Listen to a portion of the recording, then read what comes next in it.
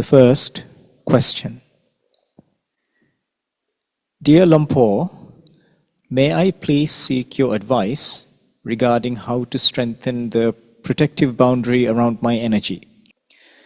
In my practice, I've become extremely sensitive to others' energies, especially negative or dark energy. Just being around such individuals, even strangers, leads to physical reactions such as ear pain, headaches, brain fog, and in some cases, migraines. I also feel unwell in places with heavy negative energy, like hospitals. While I can sense positive energy, many people, even Buddhist practitioners, carry some negative energy due to their thoughts and actions. My wish is to strengthen my protection so that I remain unaffected while maintaining my sensitivity. I've increased my outdoor meditation and chanting, which helps a little, but it's becoming harder to be around others or engage in society. Well, what you're describing is quite common. You hear other people say the same sort of thing. But one thing is, the place of practice is your own body and mind. So even though we are involved with the world, people with dark energy, etc., the important thing is what's going in your mind. That's the place of practice. So if you want to have protective boundaries, well, how well are you protecting your mind? And the way we protect our own mind is through developing the four foundations of mindfulness. And the Buddha said, if you're ever feeling there's some threat, whether it's a person or ghost or dark energy, practice mindfulness directed to the body. Just go straight back to the body, whether you recite Buddha or go to the breath, bring your mind back to your own body and contemplate, as you probably are doing already, body as impermanent, as not self, not to be clung to. And that will protect against most things. Just reciting Buddha is the best protection I've ever found for unwelcome, unfamiliar black energy, which may be self-generated anyway, because a lot of stuff comes just from our own mind, doesn't it? We may say, oh, there's this person or this place, but a lot of it is just us thinking in a dark way, caught into negative thoughts. But whether it's us or it is something external, Buddha, you recite Buddha, everything improves immediately. Quicker than any headache, pain pill, Panadol, whatever, aspirin. That isn't to say, I'm not saying you never should use those things. I'm just saying if you want the quickest relief from suffering, just recite the Buddha's name, Buddha, and establish mindfulness on your own body, your own mind. Already things improve straight away. Of course, if you're in a place or with a person who is dark and there's things you have to do, maybe you have to move away from that person, that place, or talk to them or sort something out. Okay, there may be things you have to do on the outside as well, but number one is look after your mind. This is the real boundary or protection, isn't it? You go to Buddha, you go to the breath, you keep your mind free from negative defilements in your mind coming up, greed, anger, delusion, fear. Keep your mind present. If you do that a lot, then you get better at it. Then there's this sense, well, I am protected because I'm not going to do anything unskillful, not going to hurt anyone or do anything stupid.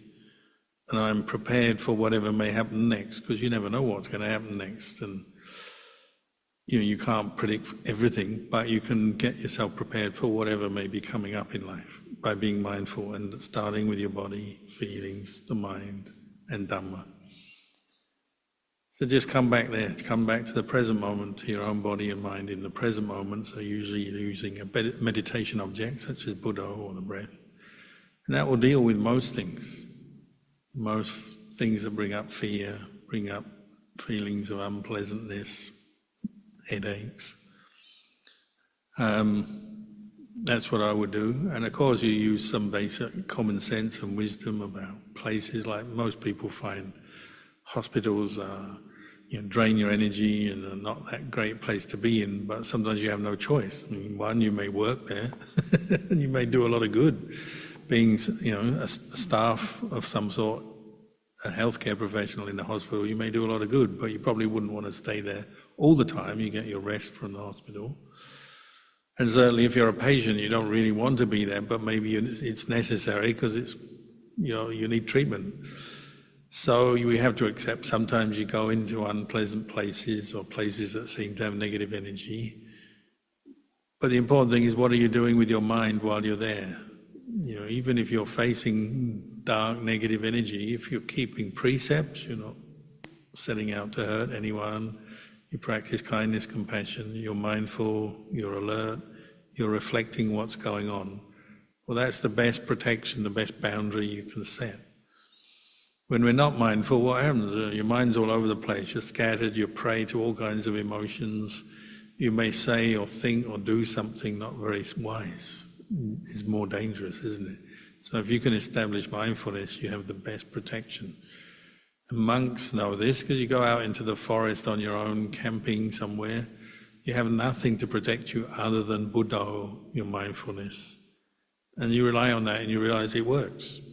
Because you keep mindful and you keep your sila, you keep your precepts, then generally you're not creating the causes for anything bad to happen. Or if something not very nice is happening, you generally know what you have to do to end it or get out of there or whatever. Monks who keep the precepts, go into the forest, meditate, are generally protected. They practice loving kindness, compassion. They chant the Karaniya Metta Sutta. That's a good one to chant. Recite, if you're in a situation with dark energy, or just recite some verse, a paritta. These are called verses of protection. So mindfully recite Iti Piso, or mindfully recite the Metta Sutta. And usually that's enough to help you out in that situation.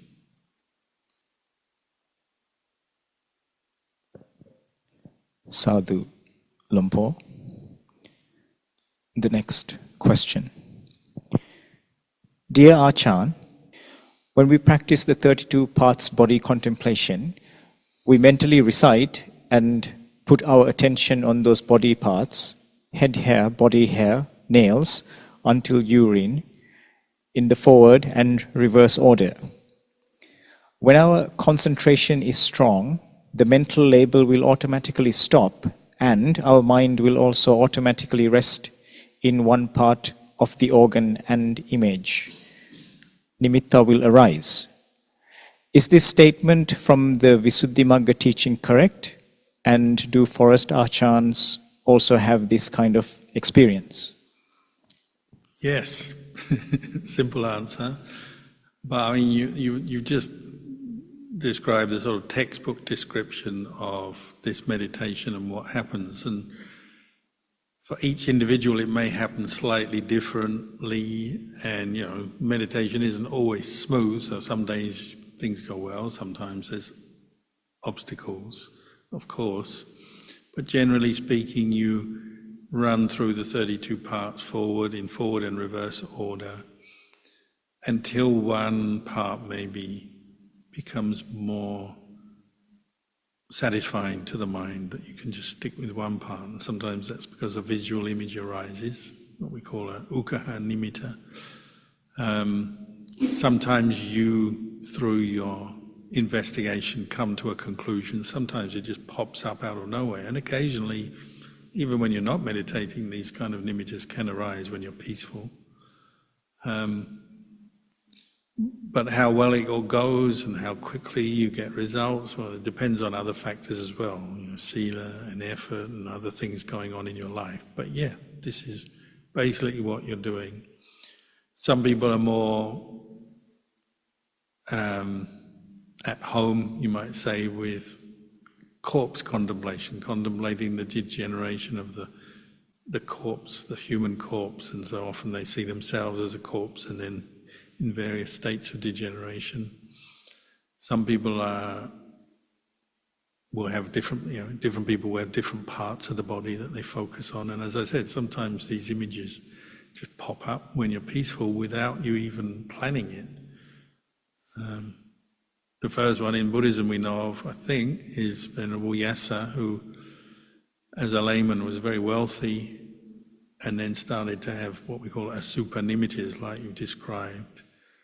He's a wealthy son of a family, and he started to have asupanimitis when he's a layman, surrounded by beautiful people, good food, partying, good music, all the good things, but still had asupanimitis arise spontaneously. And that's not uncommon for people who have maybe practiced in previous lives. They arise spontaneously, and that prompts them, brings out a great sense of samvega, this sense of tiredness with the world and an urgency to keep practicing. Prompted him to go out and find the Buddha. And they say that these nimittas came from previous life where he'd been in a kind of a charity group, and these groups still exist today, where they would go and collect corpses from, unknown corpses from graveyards, corpses that had no families and no funeral had been performed, and people would just bury in these certain areas. They would dig them up and then perform a nice funeral for them, perform a ritual for their benefit and treat the corpse with respect, even though maybe they were unknown. They would do that as a group, as a kind of act of charity and kindness to the person who's died, to do a proper funeral for them, because a lot of people feel that's important. So they would do that, and the fact that he had been digging up corpses in a previous life meant that in the life as Yasa, as this young man who later became an arahant, he started to have these spontaneous visions of corpses and so on. Another person I know was a doctor, and then he became a monk. And as a doctor, you do a lot of work on the human body. So then they become peaceful in their meditation, doing breath meditation, but then they start to get visions of the human body, different body parts, so they could then move on to contemplate them. And this contemplation might develop into contemplating impermanence, the unattractiveness, contemplating the elements. Each body part has its 4 elements, and there may be one element that is particularly predominant. Like you mentioned urine. Well, urine is obviously the water element. A bone, maybe the predominant element is the earth element, and so on. So one may also go on to contemplate elements, corpse meditation, and so on. There's different meditations which develop out of the reflection on the 32 parts of the body.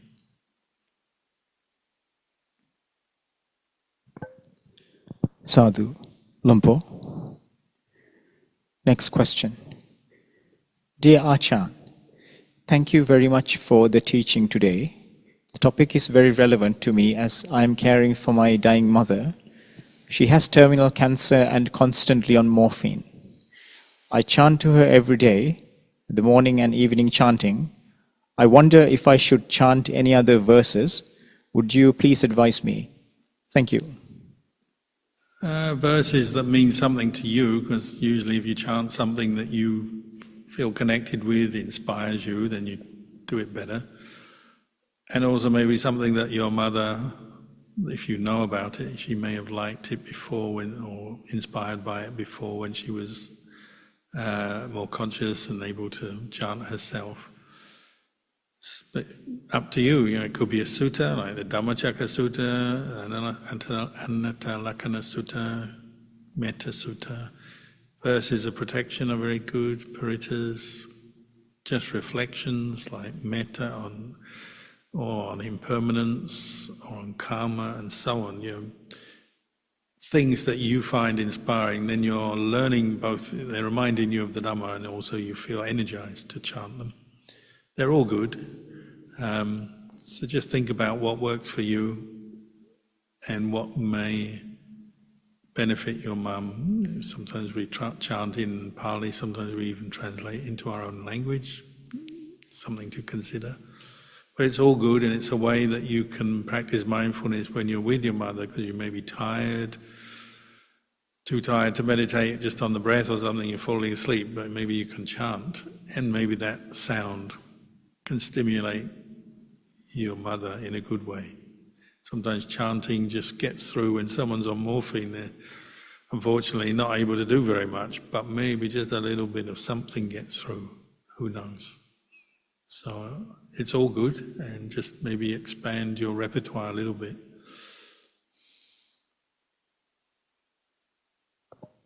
Sadhu. Lumpur. The next question. Dear Lumpur, how can we make painful mental moments in the monastery easier to cope with? Keep a wholesome attitude. So one, maybe patience. Be patient with yourself, with people, with the world around you. Obviously, establish mindfulness so you don't go into negativity if you can. And then reflect. Everything is a teacher. You say painful moments. Those painful moments are the results of past karma coming back to you. All our feelings of pleasure and pain are like old karma arising. So that's one reflection. Somebody's short-tempered with you or something. Maybe that's a result of previously we've been short-tempered. So that's a reflection, and then that's the encouragement not to do that yourself, because now you're seeing the result. To be patient with unpleasant experiences, physical pain, mental anguish. Be patient with it, develop a lot of compassion. When I first went into the monastery, I spent a lot of my time practicing cultivating the Brahma-viharas, the 4 Brahma-viharas, so that I could have compassion for everyone around me, everyone, including mosquitoes, scorpions, centipedes, snakes, monks, new monks, old monks, everyone. That was my goal. I've got to have immeasurable compassion, metta and compassion for everyone, without limit, without choosing. Maybe sometimes you fail, but that's the goal for me, so that I could sit down, meditate, and not have stuff coming up in my mind, negativity towards myself, other people, even critters. So I just practice that every day until I could do it. So even though some people could be a little bit annoying maybe, but just don't dwell on it and don't get stuck in anger or negativity. Same with physical pain, illness. Just learn to be patient and mindful with it and don't make suffering out of it. So everything is your teacher, everything is reminding you to be mindful, to be patient, and then to reflect, to let go of your defilements. Sadhu. Lumpur. The next question. Is it ditthimana to eat healthier food for the mind, such as avoid insulin imbalances, which leads to fluctuations? And the second part of this question is taking pharmaceutical drugs for PTSD or strengthening skillfulness, albeit slowly better, noticing drugs may lead to calmer mind? And third part of this question is it okay to prioritize non-desire for company or prioritize non-aversion in the presence of such company? These are all quite good questions, and they come up a lot, I think, from Dhamma practitioners. So, particularly in a monastery, because in a monastery or a retreat situation, you often don't get a lot of choice for the foods. You have to be able to adapt to what food comes your way, especially if you're a monastic, say like if you're a forest monk, partly in Australia where I am, but particularly in Asia where you might wander sometimes, you really have no control over your food, so you get used to setting aside your views and opinions and just making do. Because if you're only getting rice and a few vegetables or a banana or something, you can have all the opinions in the world, but they're not really going to help you. It's like, I'll eat it, whatever it is. You're just happy to have food. So sometimes that's a useful situation to put yourself in, just so then you learn to see the limitations of views and opinions, not to attach to them too strongly. And that isn't to be foolish. I mean, everyone might have some idea of what food agrees with them, what's healthy food for them, and everyone's body is different. That's okay, but don't cling to those opinions with such a strong sense of self that it causes you anguish when you don't get what you want, or leads you to argue with other people, and this happens. Over the years, living in a monastery, you sometimes meet people with strong opinions. You get the impression they probably haven't meditated much yet, and their big thing is their diet more than their practice of meditation following the Buddhist path. So they can have you can see the suffering of it, when they're not happy with the diet, and this is wrong and that's wrong, and there's so much suffering, especially if you're in a place with very simple support, limited support. A lot of suffering. And sometimes they make a lot of trouble for themselves because they've got this sort of list of what they want, the things I eat, the things I don't eat, and every day is just painful suffering because they're not getting what they want. So I've always gone from that other side of it. Being trained from the Ajahn Sangha, you just learn to be much more adaptable. I still have an idea of what is healthy food, what is not, but you also see the real unhealthy thing is your attachment to your views and opinions and the suffering that causes. And if I have to, I can get by on plain rice, or if I have to, I can fast. I can do that as well. Doesn't mean to say I have to fast, but rather than getting all upset about diet, I just eat the best I can from what's available and put my effort into my meditation. That's the sort of the way I do it. But if you're in a situation where you have choice, if you're a lay person, you can choose your food. Well, okay, you can choose your food according to your health needs. If it's available, fine. But just be aware that those views and opinions can be a big obstacle and cause you a lot of suffering. As far as pharmaceutical drugs go, well, I guess generally the idea is to be free from pharmaceutical drugs as a goal, but sometimes they're needed. If you have had a lot of PTSD or certain issues, and they've been prescribed to you, well, sometimes it's best just to follow your doctor's instructions, at least for a while, but then see how your practice is helping you, and sometimes you may be able to get off certain medications over time. Again, my background is living in the jungles of northeast Thailand, where even if you wanted pharmaceutical medicine, you wouldn't get it. It's just not available. So you learn to solve the problem more through mindfulness and insight. But that doesn't mean to say you can't take pharmaceutical drugs. And as I said, but follow your doctor's instructions and just keep aware of what's going on and whether you're getting too attached to things, clinging, or just taking things for granted. Sometimes we just take things out of habit and never question. So it's all right to look, to learn, observe, and also to change over time. Sometimes over periods of years, your body needs change, your mental needs change. So be ready for that. Learn to adapt, learn to change. Last question, is it okay to prioritize non-desire for company? Sometimes that's correct. We go on retreats, don't we? And we go off on our own solitary retreats.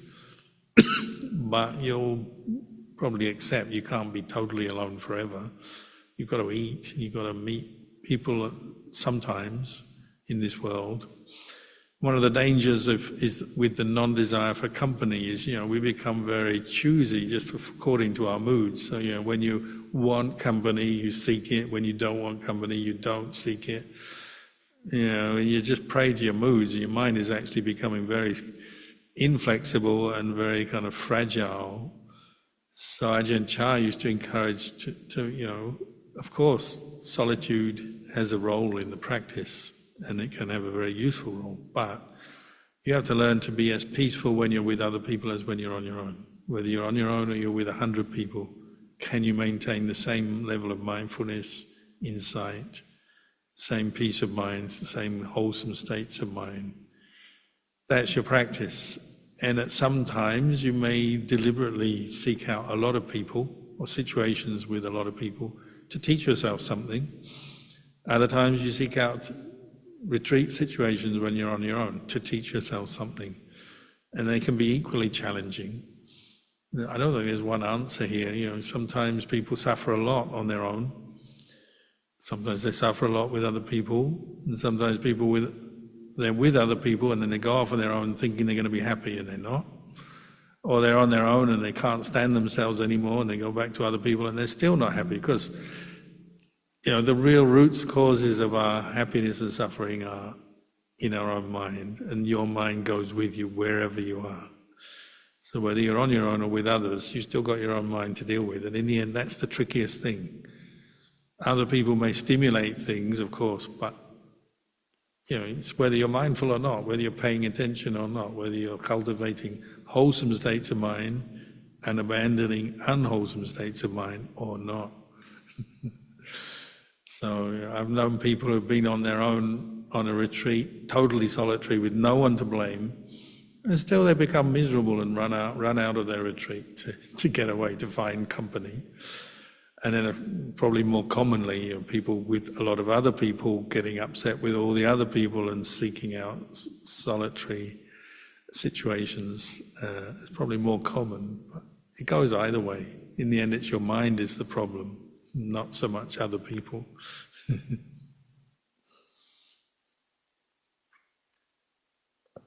Sadhu Lumpo. The next question. Dear Lumpo, is it okay to use techniques to reduce strong emotions, such as one called emotional freedom technique, which uses pressure points in order to make it easier to settle the mind? Or do we need to face our suffering in order to understand it? Well, I don't know this emotional freedom technique as such myself, but particularly in the early stages of meditation, the Buddhist path, you may have various techniques which you've found helpful, and that's okay. You can try it if it works for you. Sometimes something very simple can help you, can't it? If you're very tired and tense, maybe you get a massage and that helps you to relax. There's nothing wrong with that, or going for a walk, or certain physical or mental activities can help you in different ways. So if it works for you and it's not stimulating unskillful, unwholesome states of mind, then it should be okay to try it, to use it. But sometimes, as you practice more, you also have to learn how to be independent of techniques and things, and you're coming more just to the mind itself, to be mindful of the mental states arising, to see them as impermanent, not self, to see physical form as impermanent, not self, what we call vipassana. Sometimes you have to set aside other things that you might have found helpful and you just work with your own 5 khandhas, sometimes. But in the course of practice, there may be different techniques that help you physically and mentally. So you have to observe for yourself what's going on and what the result of, in this case, emotional freedom technique. The name is good. You could say that Satipatthana is emotional freedom technique, but not that you're totally free from emotion, but you're free from the attachment to the emotion or the identification with emotion as self through the practice of mindfulness. So beware of names. Sometimes names sound good, but you still have to do the work, cultivate the Noble Eightfold Path, even if these other techniques help, okay, but they're not a replacement for it.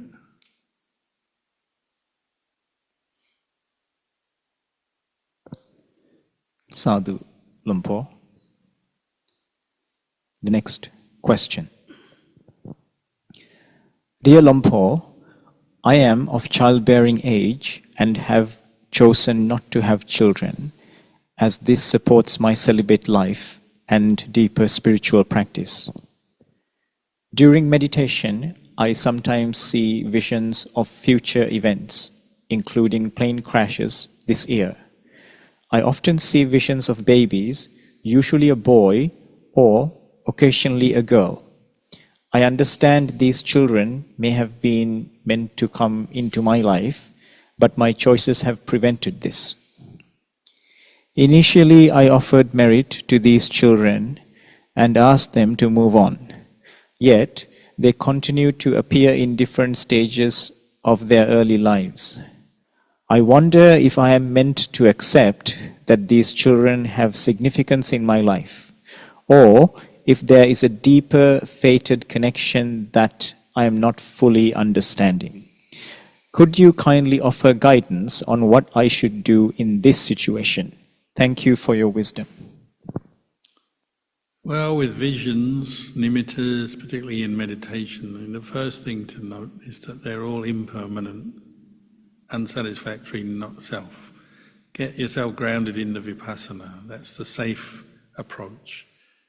Because that's the truth, isn't it? You have a vision of a boy, a girl, a baby, or anything else. That vision is not there all the time. It arises, it ceases, it begins, it ends. That's absolutely true, and you can witness that and know that. That helps give you a bit of detached perspective on it. As far as interpreting what is this vision of a boy, a girl, a baby, you have to be very careful that the imagination is not taking over.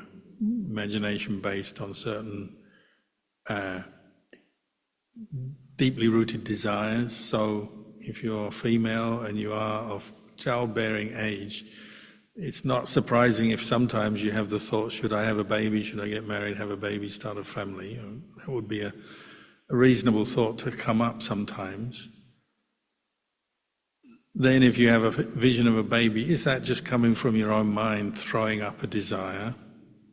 And that can happen. You could call it a delusion, could call it Mara. But it's just a self-generated vision. And that's quite common. Or is it some consciousness of a boy or girl waiting to be born, floating by, saying, I could have been born with you, but you're celibate, so I can't be born with you. Okay, it could happen. I'm not saying it couldn't. But if you don't know, and you've said you don't really know, I wouldn't give too much power to these thoughts, because it's not sure. The one thing you know is it's not sure. It's not certain. Maybe they are, maybe they're not. Because as soon as you start believing something too much, but you don't really know, then you're in trouble, because you might create all kinds of delusions and attachments based on nothing, just your imagination or some desires. So, there's a lot of sort of desires we have, and we think about it first before it's happened. Even something like, you said you saw plane crashes. Well, if we're honest, statistically, unfortunately, there probably will be a few plane crashes this year, as was last year, and so on. That's part of the world, because there's tens of thousands of plane flights every day. So even the air travel is quite safe generally. Statistically speaking, it's much safer than driving in a car. But once in a while, planes crash, unfortunately. So you could say, well, yeah, sure, planes will crash. Or maybe it's just your mind is worried about that particular thing.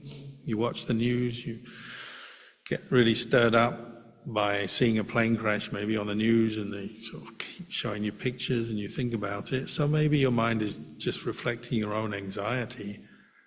And it's not that you're connecting to some particular event that's going to happen, it's just your mind is anxious. So when we're anxious, you can see if you're a monk in the forest, you might see a tiger coming to eat you, and it never happens, it's just your anxiety. Or if you're a layperson and you sometimes fly, you might have pictures of a plane crash reflecting your anxiety, but it's not going to happen, and it's not that important other than telling you that planes can crash. The world is uncertain. That much you know. So I would stick with what you really know.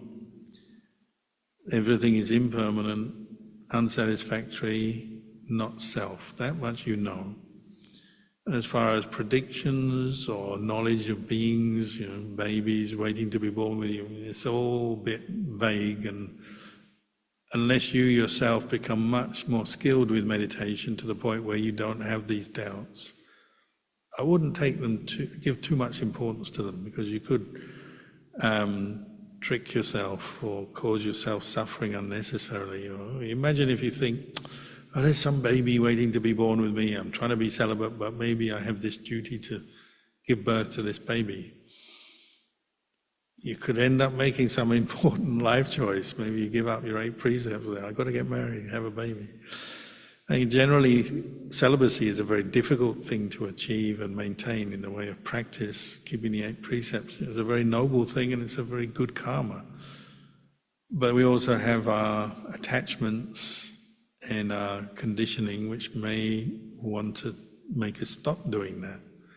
Just like, say you're a monk, you monk, and I know monks who have done this, and monks have meditated and seen pictures of babies as well, and then they say, time to disrobe and go back and have a family. You have to be very careful with what your mind throws up, and don't rush to attribute all kinds of truths to something that you're not yet sure about. Maybe what you think is correct, but maybe not. It's not sure. And generally, any image you see in your mind is impermanent, but also if you think there's some baby floating around waiting to be born, wish them well. Wish that boy, that girl to be born somewhere, to be healthy, successful, to get enlightened. You can wish an nimitta well, in the sense you don't know how true it is, how real it is, but if there is any such thing as a baby, a ghost or whatever, you wish them well. Why not? Same with animals, same with anything, any life form. You wish them to be at peace, healthy, happy, to reach enlightenment. That's a very safe aspiration to have for anybody or anything. But if you can keep celibate as a practice, that's a very noble, good thing to do. And it will be a cause for your mind to focus more on the Dhamma and hopefully to attain samadhi, and deepen samadhi and deepen insight. So if you're doing it already, and you can, I would just continue doing it. Sounds very good.